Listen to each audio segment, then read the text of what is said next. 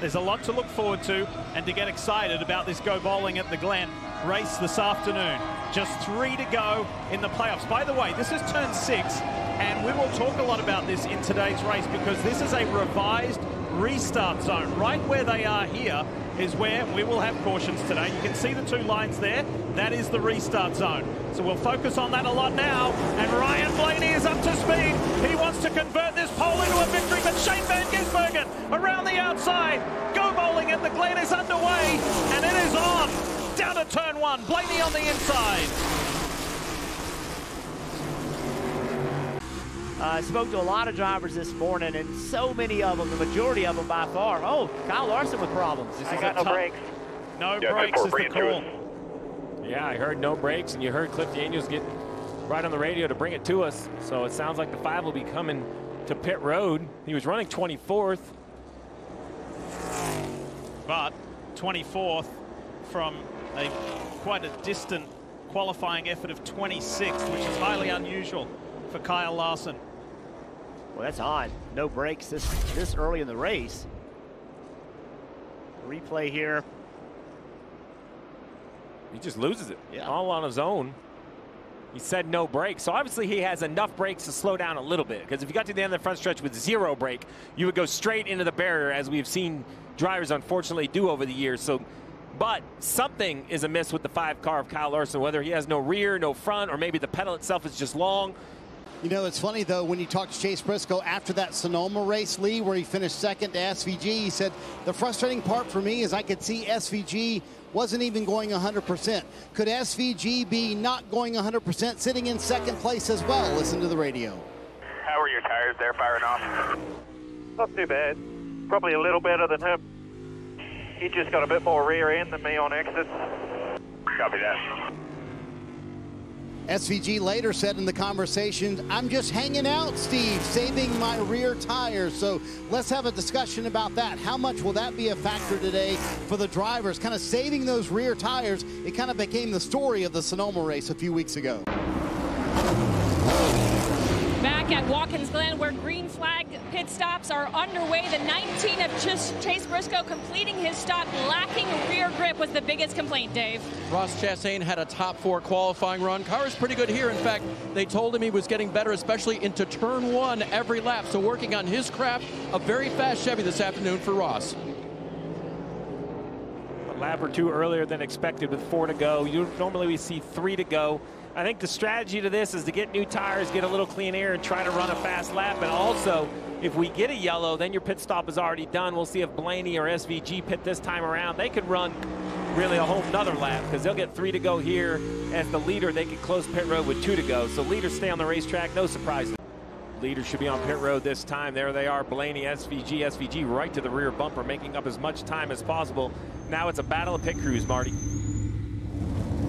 SVG described the balance as, quote, decent, Steve. He said he gets close to the 12 and he just loses all of his grip, but he feels like overall he is better than the 12. We'll see if the pit crew can make up that time, Dave. I don't know about that, Marty, because this morning Jonathan Hassler, crew chief for the 12, said on reverse stops, our crew has been one of the best this year. 2 other tracks where they've done that this year, so they'll try to back that up here. Ryan Blaney said the balance on this car is okay. They'll get 4 Goodyear tires, fill it full of Sunoco fuel. Let's watch the race off of pit road. Will Blaney hang on to it, Lee? Sure does.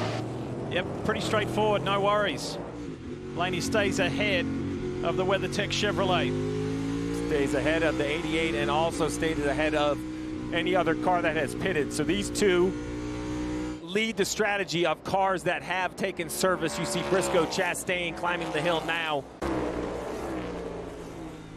All right, so he's going to pick up where he left off here at the Glen. And that is in a winning position. Chris Buescher in the BuildSubmarines.com RFK Ford wins stage 1.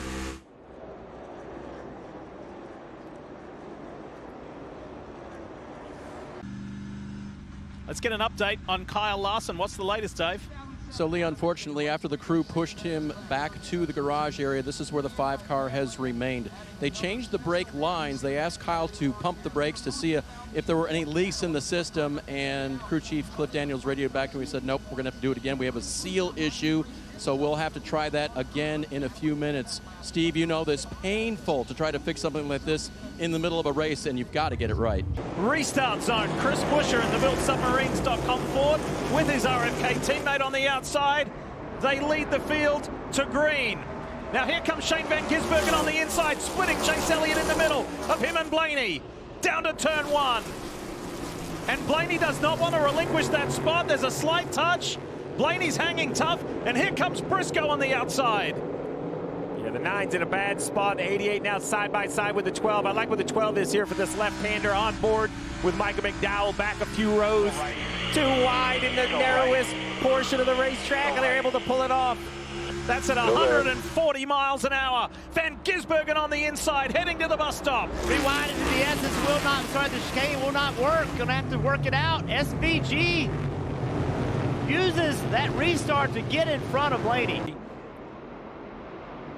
Oh, man! Whoa! There it is. You saw it live. The 21 gets spun around. This might close pit road for the 9. Big contact for the 21. Should be an instant yellow. Josh Berry. And the Freightliner Ford for the Wood brothers. No caution yet. Should try to jump the pit road right here. Let's see if he makes it. He's so far back. He's going to try to turn right. There he is. Will he make it to pit road before the yellow comes out? No yellow. So the NASCAR is going to let this. I thought that would be an instant yellow with that much contact. It wasn't. The 9 of Chase Elliott instantly got the pit roads. Throughout the history of this racetrack. Here it is right here. They're behind Chase Elliott, who's really slow. A little bit of contact from Ty Dillon. Gets Berry moving in the wrong direction. Great shot here. This is Zane Smith. Boom. Yeah, what's Zane gonna do? You know, there's just nothing you can do in that situation.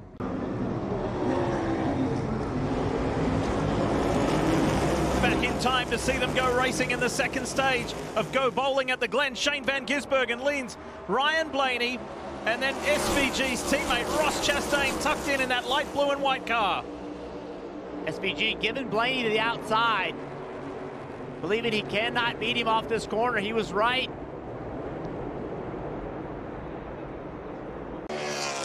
Four to go here in stage 2 at Watkins Glen, and the man who led the most laps in that stage, 12 of them, Shane van Gisbergen, coming to pit road. He said the rear tires were much better on this run, but now the clean air made him just a little bit too free. The 88 team had a really nice stop in stage 1. We'll see how this stop goes. Pretty clean, Kim. As Chase Briscoe continues his stop here on pit road, he said the balance was better that run, but he's still struggling with confidence in 3. Dave.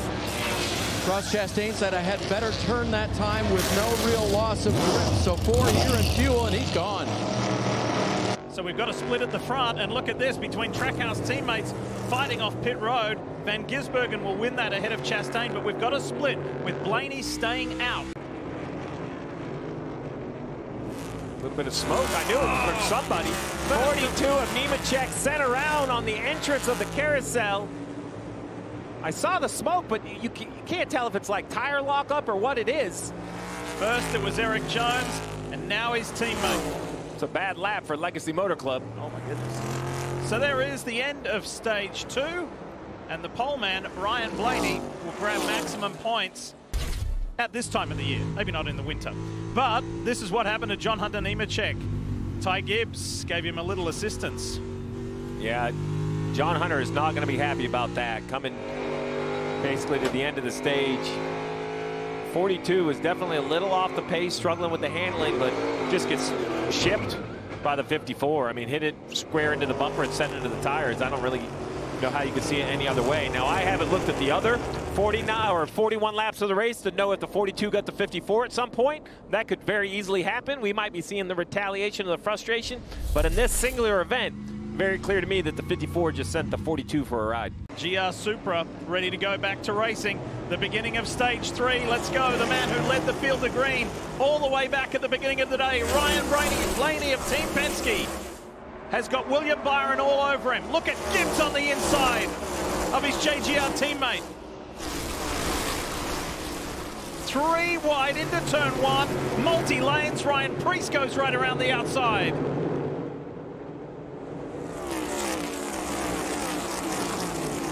Pitting on different laps to Blaney and Byron, and also for Christopher Bell behind him, and also Preece and Van Gisbergen and those others. Let's talk more about the 48 with Dave Burns. Dave? So Lee just checked in with his crew chief, Blake Harris. He said, yeah, not many on our strategy. We're kind of in the middle of that, but the balance of the car has been so good so far that we haven't had to make very many changes for Alex. One more stop for them. He said the key is, when does that caution come out? When can we jump? The idea would be you would want to pit the lap before the yellow. Unlike at ovals, you don't lose a lap here. So you'd like to come to pit road, have the yellow come out. It's kind of like a freebie set of service. We've seen that happen here before. Really nice run by the 48. Second most points earned today, 13, only second to Blaney's 14 through the stages. I want to show you a couple of things while we were away, while we were in commercial. We're on board with Michael McDowell. Oh, heavy breaking into one. Contact with teammate Carson Hocevar. Carson goes around.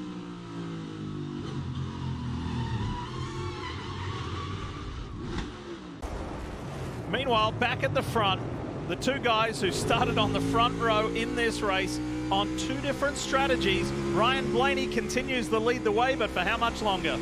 About one corner. Inside SVG. Much newer tires, right? That's Fresher right. Tires. That's right. And this isn't just, I mean, fresher tires, faster car. The 12 has drove an amazing race. I think this is successful so far of what they tried to do. They gave themselves an opportunity in front of the 88. Now remember, I have Blaney needing more fuel when they come to pit road, him, Byron, and Bell. So this is a big advantage for the 88. Really dear friend of his from Australia, and also a fellow racer and championship big event winner, Paul Morris. Paul Morris is kind of like the go-to driver training guy now in Australia at the Norwell Motorplex. And I asked Paul yesterday, what makes Shane Shane? And he says, with a very humble, no egotistical philosophy of always learning. I can always learn to be better. And he's influenced a lot of other drivers that way. So let's see if he can go one position better than last year and get the win here at the Glen. 28 to go at Watkins Glen. Shane van Gisbergen comes to pit road, and this was the plan all along to split stage 3. In fact, they kind of clued SVG in on what the rest of the team strategy were. He said, I'm in no hurry to pit. Just tell me when to come to pit road, and zero complaints about the handling of the car, Dave. As we had a pass during the break, take a look at this. Chris Buescher, he wants to relive last year and give himself a chance of defending that win and guaranteeing himself a spot in the playoffs, and he went right by William Byron on the approach to the bus stop. Ryan Blaney in the 12 car. A slow pit stop put them back in the queue, but he's still in the game. But the driver, he wasn't very happy about it. Dave, remember how we started the day? Tighter. Got him. 1040, focus forward. Focus forward, please. He has focus forward, Marty, and he is right there trying to stay ahead of Bell and Wallace. The 20 making a move, Jeff. It's still a good battle for second, side by side, into the inner loop. Nice. Bell by him. SVG obviously dominant on road courses, but keep your eye on him because he is improving on the ovals. He is becoming a factor on the ovals, not winning speed yet, but competitive speed. The day started with Marcus Ambrose, a Glen winner, voicing our show open. Marcus Ambrose encouraged Shane van Gisbergen to do what he's doing now.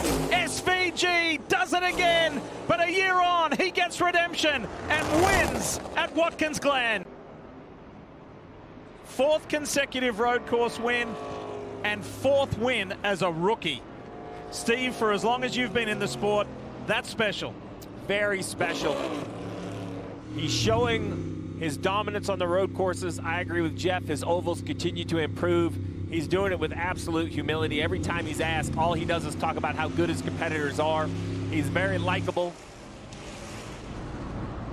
and just a world-class talent on display. It's really as simple as that. And this sort of performance should be celebrated. No rookie in Cup history has ever won 4 races.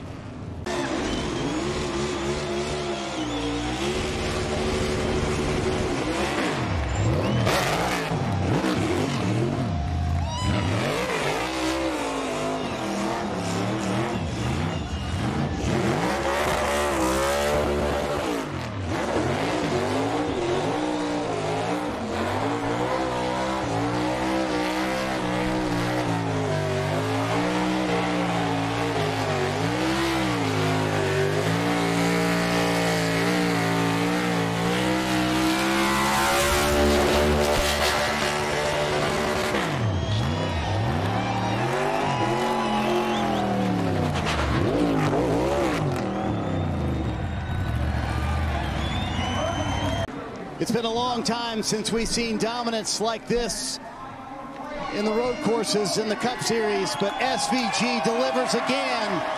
4th straight.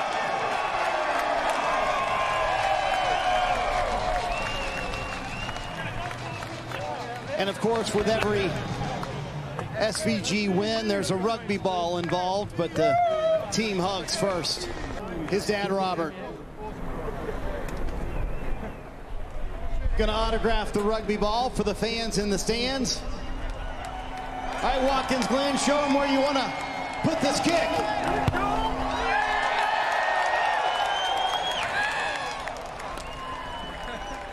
What a day for this race team.